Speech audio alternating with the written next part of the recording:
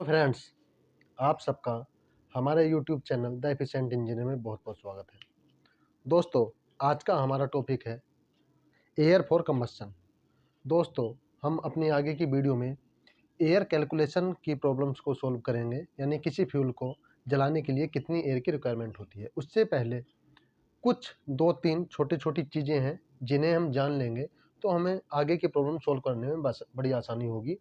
तो चलिए दोस्तों, शुरू करते हैं आपका अपना video air for combustion.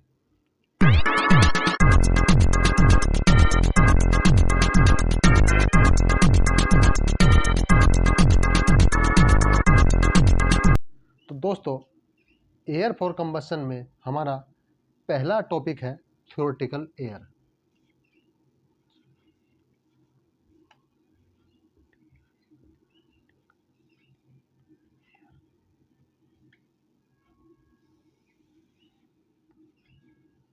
Friends, theoretical air क्या है?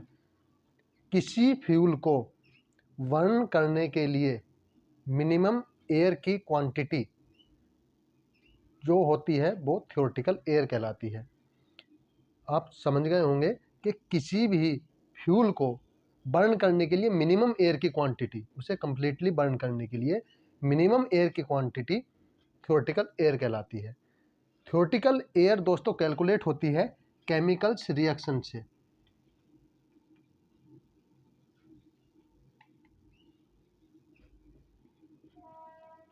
यानी दोस्तों, हमारे फ्यूल्स में जितने भी एलिमेंट्स मौजूद होते हैं, जैसे कार्बन, हाइड्रोजन, ऑक्सीजन, सल्फर, इन सब की केमिकल रिएक्शन करके हम थ्योरेटिकल एयर कैलकुलेट करते हैं, जिससे हमें पता चल जाता है कि किसी भी फ्यूल को बर्न करने के लिए एयर की मिनिमम क्वांटिटी कितनी रिक्वायर्ड है। अब दोस्तों, इसमें हमारा सेकंड ऑप्शन आता है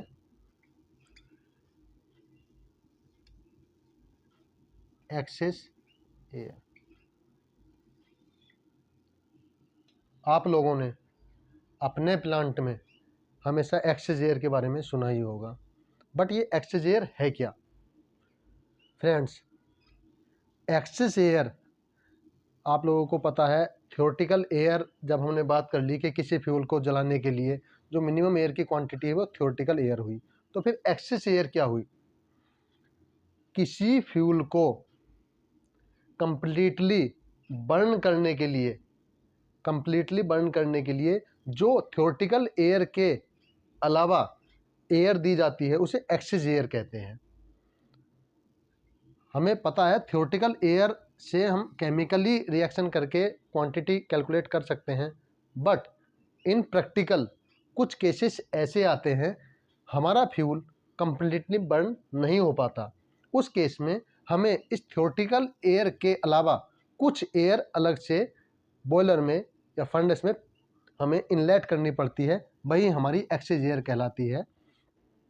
मतलब थ्योरेटिकल एयर के अलावा फ्यूल को कंप्लीटली कंबस्शन यानी बर्न करने के लिए, यानी उस फ्यूल की बर्निंग को कंप्लीटली एंश्योर करने के लिए जो हम थ्योरेटिकल एयर के अलावा एयर इनलेट करते हैं वो हमारी एक्सेस एयर होती है।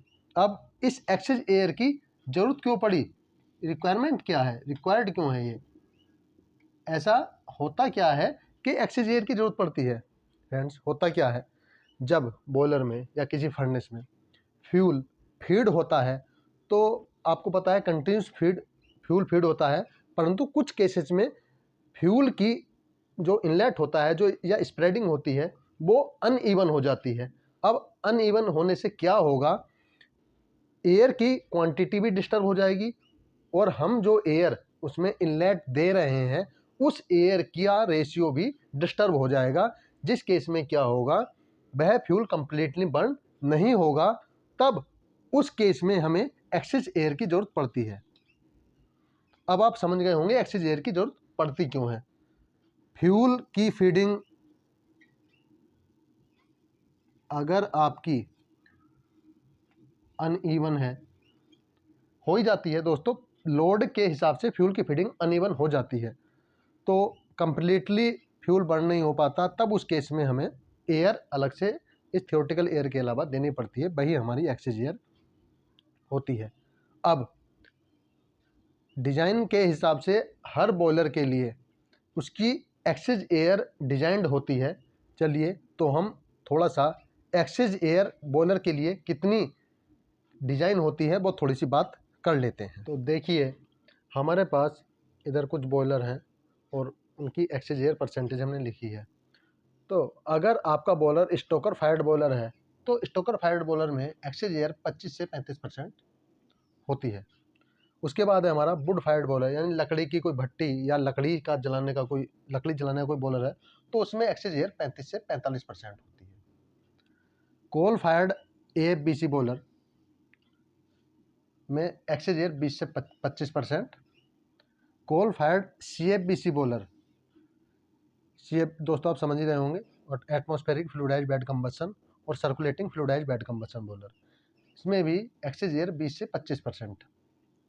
कोल फायर्ड PF बॉयलर यानी परबलाइज्ड फायर्ड बॉयलर, जिनमें पाउडर फॉर्म यूज करते हैं हम कोयले की, उनमें 20 से 25% एक्सचेंज एयर होती है। गैस फायर्ड बॉयलर में 5 से 10% एक्सचेंज एयर और ऑयल फायर्ड बॉयलर में 10 से 15% एक्सचेंज एयर होती है।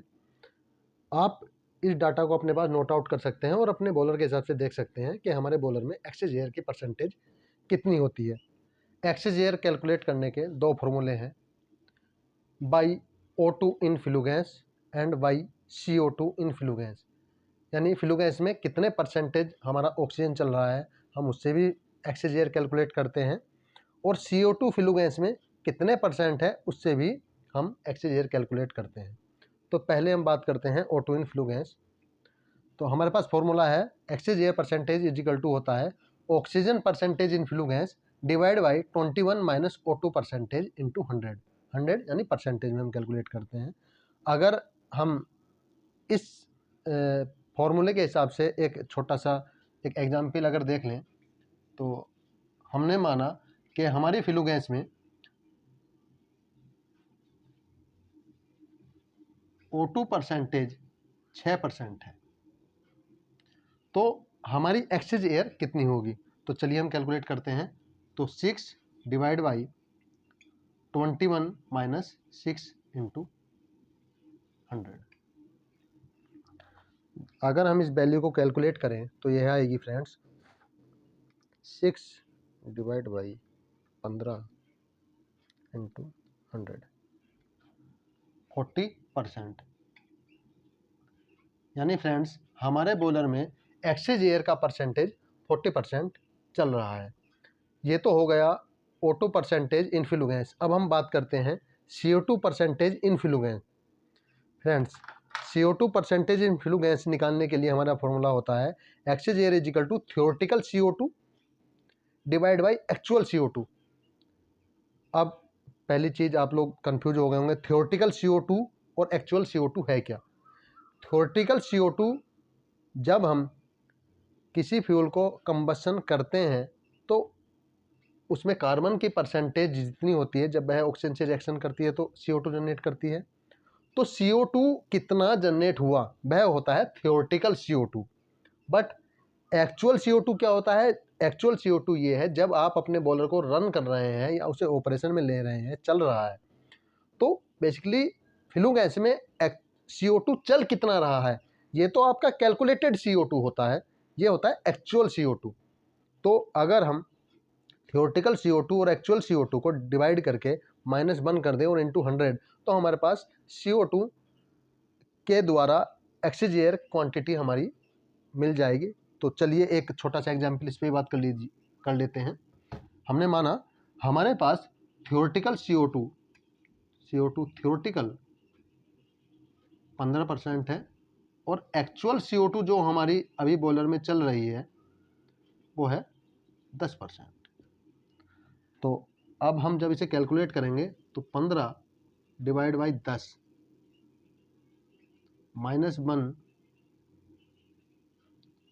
इंटू 100, तो फ्रेंड्स ये है आया 1.5 -1 इंटू 100, यानी 0.5 इंटू 100